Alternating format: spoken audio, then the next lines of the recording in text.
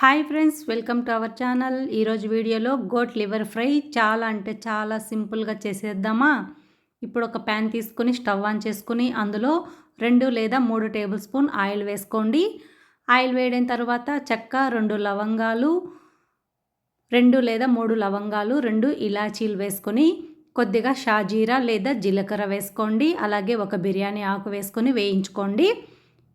ఇలా స్పైసెస్ అన్నీ వేగిన తర్వాత ఒక పెద్ద ఉల్లిపాయని సన్నగా కట్ చేసుకొని బంగారు కలర్ వచ్చేంత వరకు వేయించుకోండి. అలాగే 4 లేదా 5 పచ్చిమిరపకాయలు, అలాగే కొద్దిగా అల్లం వెల్లుల్లి కచ్చా పచ్చాగా దంచి వేసుకొని ఇది కూడా కొంచెం పచ్చివాసన పోయే వరకు వేయించుకోండి. ఇలా వేయించుకున్న తర్వాత సన్నగా తరిగిన కొత్తిమీర, అలాగే కొంచెం పుదీనా కూడా వేసుకుని వీటిని కూడా కాస్త కలర్ మారేంత వరకు వేయించుకోండి. అలాగే ఒక మీడియం సైజులో ఉన్న టమాటాని చిన్న చిన్న ముక్కలుగా కట్ చేసుకుని వేసుకొని ఈ టమాటా ముక్కలు సాఫ్ట్గా మగ్గేంత వరకు వేయించుకోండి. ఇలా వేయించుకున్న తర్వాత ఇందులో కొద్దిగా పసుపు, రుచికి తగినంత సాల్టు, అలాగే కారం 1 స్పూన్ వేసుకోండి.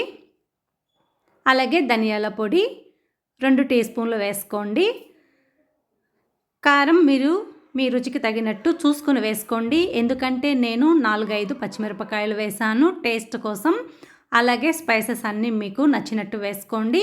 అలాగే మనకి కావలసిన సైజులో కట్ చేసి పెట్టుకున్న గోట్ లివర్ కూడా వేసుకోండి.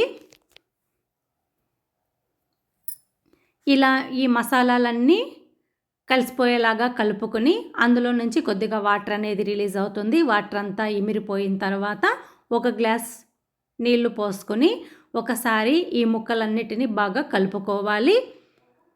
ఇలా ఈ నీళ్ళన్నీ ఇమిరిపోయిన తర్వాత 1 స్పూన్ మిరియాల పొడి వేసుకోండి.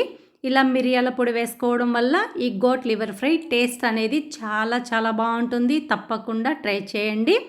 అలాగే ఇప్పుడు లాస్ట్లో స్టవ్ ఆఫ్ చేసుకుని సన్నగా తరిగిన కొత్తిమీరను వేసుకొని ఒకసారి ఈ ఫ్రైనంతా బాగా కలుపుకోండి. ఈ ఫ్రై చపాతీలోకైనా దోశలోకైనా చాలా అంటే చాలా బాగుంటుంది.